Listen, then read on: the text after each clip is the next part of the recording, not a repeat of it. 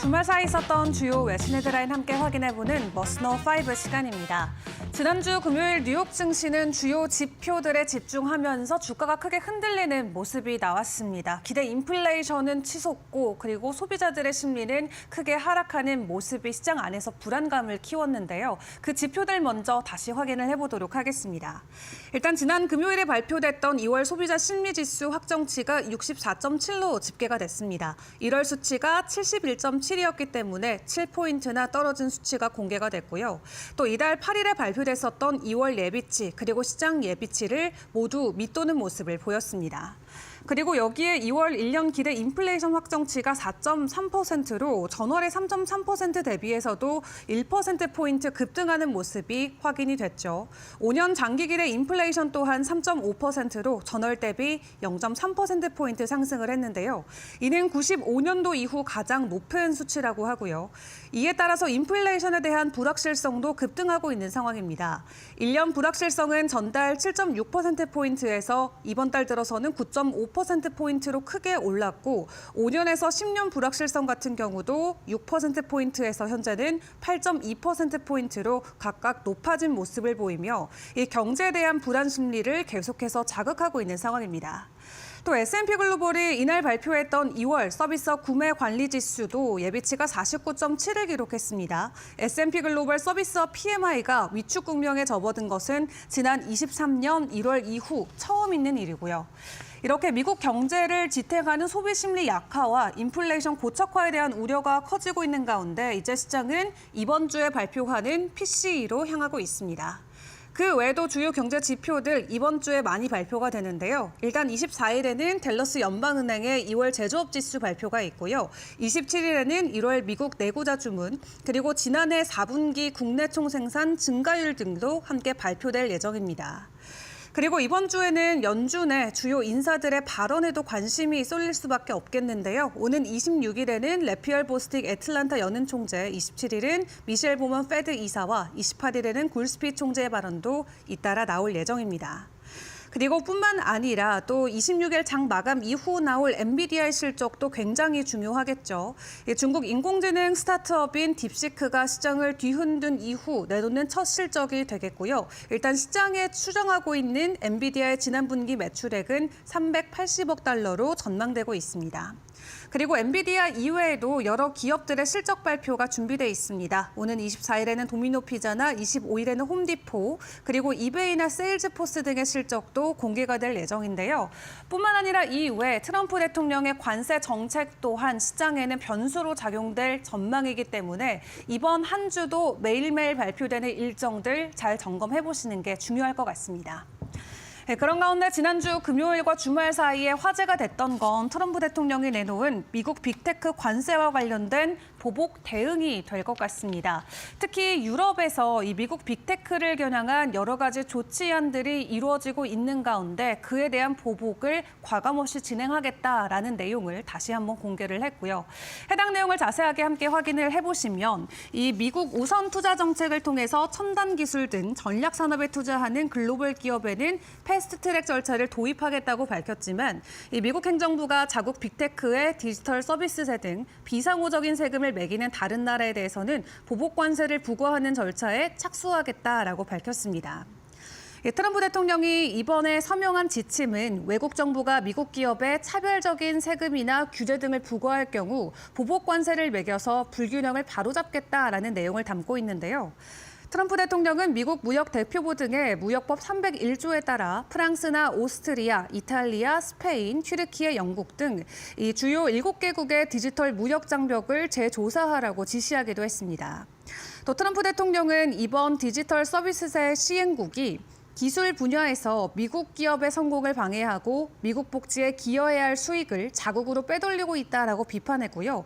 백악관에서는 이런 비상호적 세금이 미국 기업에 연간 20억 달러가 넘는 손실을 입히고 있다라고 지적하면서 빅테크 관세 보복 대응에 대한 이유를 설명했습니다. 그리고 트럼프 대통령은 같은 날에 애플과 관련된 코멘트를 내놓기도 했는데요. 이 팀 쿡 애플 최고 경영자를 만나서 수천억 달러 규모의 투자 약속을 받았다라고 밝혔습니다. 이에 그는 본인의 취임 이후 미국 경제를 활성화하기 위한 관세 부과 계약이 성공적으로 이루어지고 있다라고 평가하면서 애플 같은 경우도 멕시코에 있는 공장 2곳을 중단하고 미국에서 제품을 생산하기로 약속했다고 밝혔습니다. 이외에도 관세와 관련돼서 이번 한 주 동안 또 여러 가지 코멘트들이 나올 수가 있겠는데요. 어떤 변수들이 존재할지 저희와 매일 아침의 시장 상황 꼼꼼하게 챙겨보시길 바라겠습니다. 자, 그런 가운데 투자의 귀재로 불리는 버핏의 또 포트폴리오가 함께 공개가 됐습니다. 역대급으로 가장 많은 현금을 보유하고 있는 것으로 확인이 됐는데 다만 우려와는 달리 올 한 해도 주식에 적극적으로 투자를 이어가겠다라는 입장을 발표하기도 했습니다. 일단 워렌 버핏이 이끌고 있는 버크셔 해서웨이 지난해 4분기의 영업이익이 전년 대비 71%나 폭증하면서 깜짝 실적을 기록을 했습니다. 미국의 높은 금리로 인해서 국채 투자에 대한 성과도 늘고 또 기후 악화 등의 여파 때문에 보험 부문이 크게 증가한 게 전체 실적을 견인했다라고 평가를 했고요. 그런 가운데 워렌 버핏 회장은 지난해 말 기준으로 3,342억 달러의 현금을 가지고 있는 게 확인이 되면서 사상 최고치의 현금 보유액이 기록이 됐습니다. 이는 미국 증시의 높은 밸류에이션과 대형 인수합병 기회 축소에 따른 기존 주식 매각 결과로 풀이를 해볼 수가 있겠고요. 다만 이렇게 높은 현금 비중에도 불구하고 버핏 회장은 최근 주주 서한을 통해서 이 현금과 같은 자산을 우량기업 소유보다 선호하는 일은 절대 없을 것이다라고 이야기하면서 미국 주요 대기업 주식을 비롯해서 다양한 기업 지분에 계속 투자를 이어갈 것이다라고 재확인하기도 했습니다. 더불어 버핏 회장은 일본 주요 종합상사 5곳에 대한 지분 확대 계획을 밝혔는데요. 지난 2019년 이후 총 138억 달러를 투입해서 현재 지분 가치가 235억 달러까지 상승한 상황이기도 합니다. 다만 워렌 버핏 같은 경우는 미국 재정 정책과 관련해서 미국 경제에 대한 위험성을 함께 경고하기도 했는데 일단 버핏 회장이 앞으로 어떤 쪽으로 포트폴리오를 계속해서 확장해 나갈지 이 부분도 함께 챙겨보시죠.